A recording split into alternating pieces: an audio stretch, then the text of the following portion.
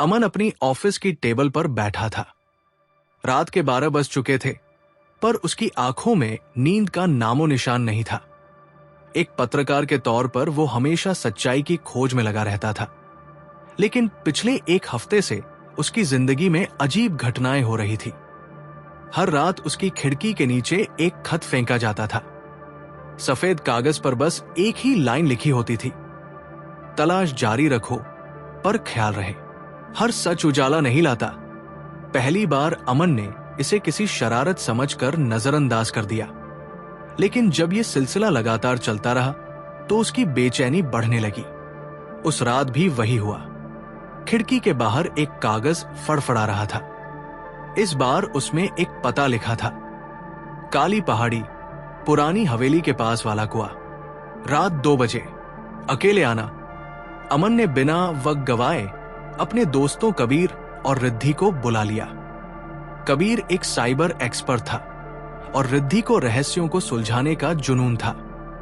यह जरूर किसी का खेल है, कबीर ने कहा। रिद्धि ने उस कागज को गौर से देखा।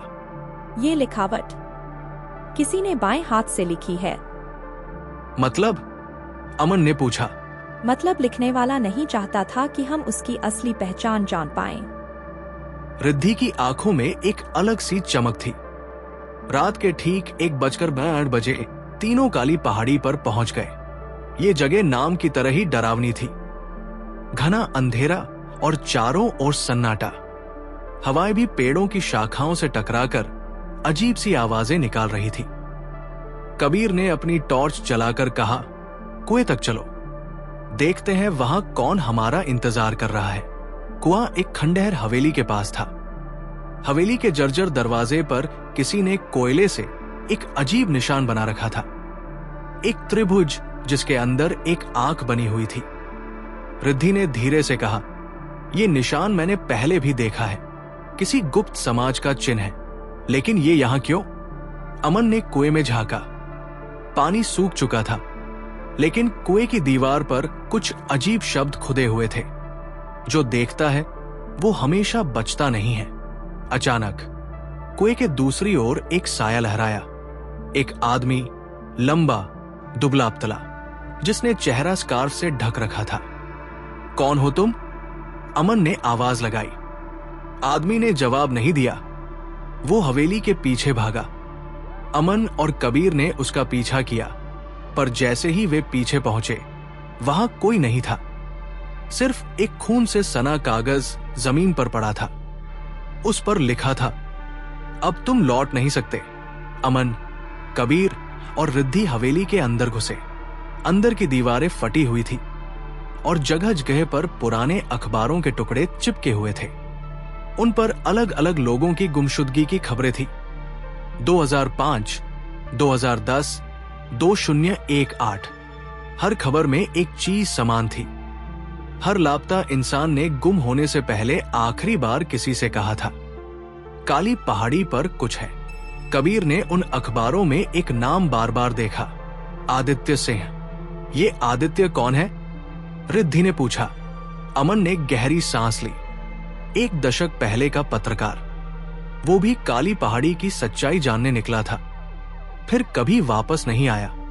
तभी हवेली के एक कोने से धीमी आवाज आई, मत खोजो, मत खोजो। तीनों ने पलट कर देखा, पर वहां कोई नहीं था। बस एक टूटी हुई कुर्सी धीरे धीरे हिल रही थी, जैसे किसी ने अभी अभी उसे छोड़ा हो। जैसे जैसे रात बढ़ती गई, हवेली में घटनाएं और अजीब होती गई। अमन को लगा किसी ने उसके कंधे पर हाथ रखा, पर वहां कोई नहीं था। कबीर को एक कमरे में किसी के सिसकने की आवाज सुनाई दी, लेकिन कमरा खाली था। रिद्धि ने एक पुरानी डायरी खोज निकाली। उस पर आदित्य सिंह का नाम था। उसने पन्ने पलटे। आखिरी पन्ने पर लिखा था, मैंने उन्हें देख लिया है, वे असली नहीं है, पर फिर भी यही हैं। अगर मैं बचा नहीं तो जान लो कि काली पहाड़ी पर सच जिंदा है, पर उसे देखना मौत को बुलावा देना है। डायरी का पन्ना खून से सना था। अचानक हवेली के दरवाजे एक झटके में बंद हो गए। टॉर्च की रोशनी बार बार झपकने लगी। दरवाजे के पीछे किसी के चलने की आहट हुई। कबीर ने चिल्लाकर कहा, कौन है वहां? कोई जवाब नहीं। बस वो आहट धीरे धीरे नजदीक आती गई। अमन ने दरवाजा खींचने की कोशिश की, लेकिन वो जाम हो चुका था। और फिर सन्नाटा। दूसरे दिन सुबह गांव वालों को हवेली का दरवाजा खुला मिला। अंदर कोई नहीं था।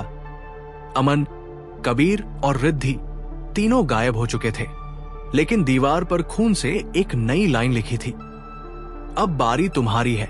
इस घटना के बाद से आज तक कोई नहीं जान पाया कि अमन, कबीर और रिद्धि को क्या हुआ। हवेली में उनकी कोई निशानी नहीं मिली, बस वो खून से सना वाक्य। कहते हैं अब भी काली पहाड़ी पर जाने वालों को हवेली के अंदर धीमी आवाजें सुनाई देती हैं, मत खोजो, मत खोजो। तो दोस्तों, अगर आप इस रहस्य की गहराई में जाना चाहते हैं तो हमें बताइए, क्या आप इस कहानी का पार्ट 2 देखना चाहेंगे?